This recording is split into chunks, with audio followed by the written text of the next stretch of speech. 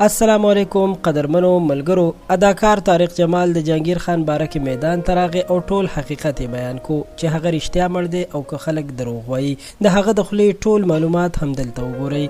اداکار طارق جمال په یو نوي بیان کې ویلي دی چې جهانگیر خان بالکل روغ جوړ دی او د هغه د مرګ باره کې چې کوم خبرونه خوريږي دغه بې بنیاده دي. د خیبر ټي وي خبريال مبارک علي ویلي چې د جهانگیر خان د مرګ باره کې مې د طارق جمال نه معلومات وکړل ځکه چې دوی دواړه ډېر ښه ملګري دي او یو بل ته ضرور معلومات وي. نو طارق جمال ویل چې داسې هیڅ خبره نشته. جهانگیر خان روغ جوړ دی، البته د بیماری د وجې په هسپتال کې بستر او داسې هم ویل کیږي چې اوس کور ته لیږل شوی دی او د مخکې په نسبت اوس ډیر ښه دی او صحت یې ښه شوی دی.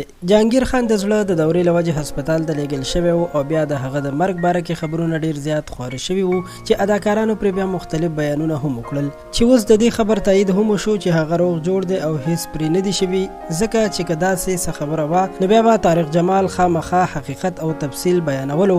جهانگیر خان وخت په وخت د خپلو مینوالو نه د دعا غوښتنه هم کوي، ځکه چې د زړه یو داسې حمله وي چې که څوک پکې ژوندي پاتې شي نو داسې ده لکه الله پاک چې ورته دوباره ژوند ورکړي. جهانگیر خان له هم په کار دی که الله تعالی ورله روغ صحت ورکړو نو د الله پاک طرف ته دې متوجه شي او د دې له لعب نه دې ځان نور وساتي. رزق الله پاک ورکوي او د فلمونو نه به ښه ورکوي، خو که د زړه نه توبه وباسي. قدرمنو دا ویډیو تر همدې ځایه ډیره مننه کوم چې تر اخره را سره پاتې شوئ. زموږ چینل در سره سبسکرایب کړئ. خوشحاله اوسئ.